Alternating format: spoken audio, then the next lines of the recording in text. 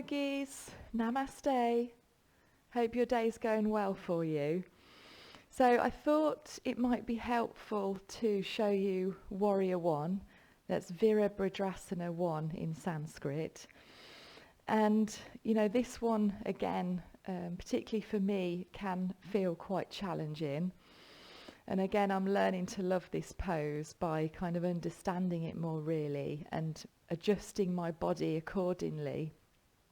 So often one of the most challenging bits can be moving from downward dog into Virabhadrasana 1.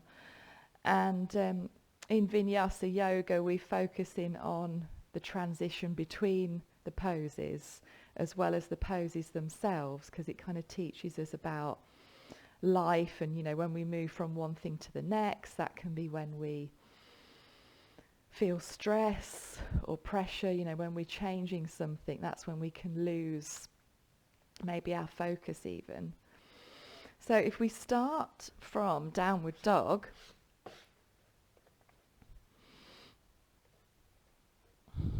just remembering that Ujjayi breathing down the back of the throat to the base of the lungs and finding the end of the exhale.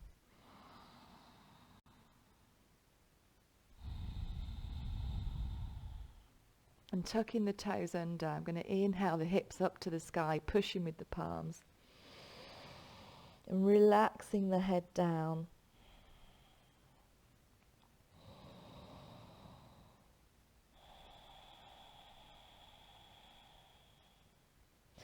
And then with the left foot, to come into Virabhadrasana 1, the left foot is angled at 45 degrees or thereabouts, with the big toe pointing to the front left corner of the mat. And ideally we're rooting that whole foot down, thinking about the outside of the foot being rooted down.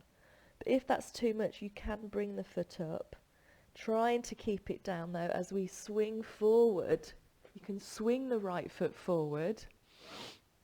I tend to have the habit of swinging just to get that momentum. That's just one of the little tricks that I do. And then again, theoretically, sort of in some yoga where they focus really strongly on alignment, your front heel should be in line with the middle of the back foot. But because we might not be ready for that in many yogis' opinion, that's an ideal situation. And in my opinion, you could end up hurting yourself trying to aim for that alignment too early, or your body just might not have that, like mine doesn't. So my foot tends to come over a lot more to the right there, so that I can then turn my hips towards the front of the mat, so that I'm aiming for the hips to be aligned. And I say aiming because I don't think they are quite aligned. But what I'm focusing on is drawing on this side, for example, that hip going from forward to back whilst tucking the tailbone under.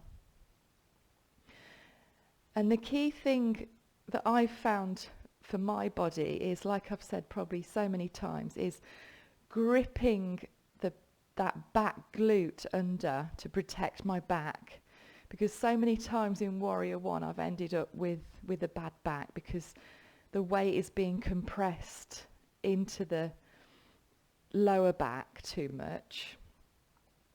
So we're aiming then for the strong back leg, so as straight as we can get it, aiming for a connection, a rooting from the outside of the back foot to the front toe. And breathe.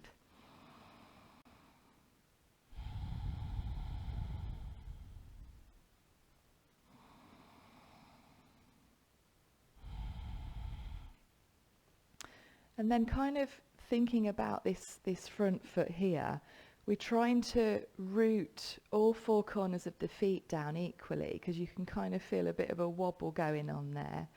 And I think the tendency is for the knee to draw to the outside of the mat. And that's why we're aiming for that front big toe to be rooted along with the outside of the back foot.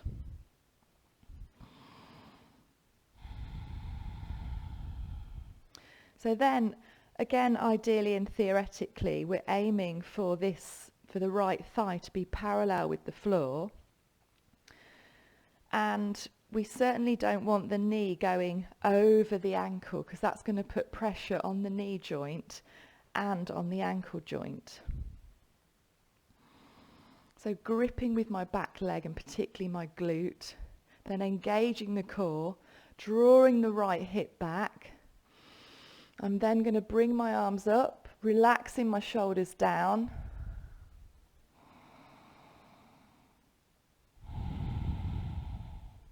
And we're imagining pulling those fingers upwards, but while still keeping the neck and the shoulders as relaxed as we can.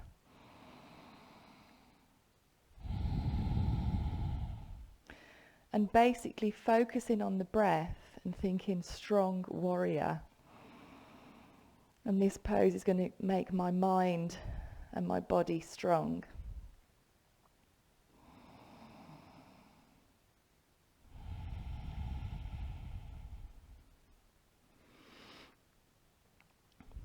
And we usually go from warrior 2 here, so that I think will be my next video.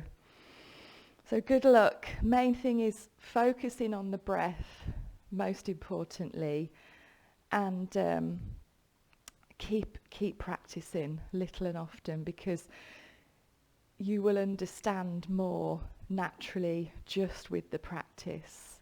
Those are the key things, and then the alignment things are little tips that follow.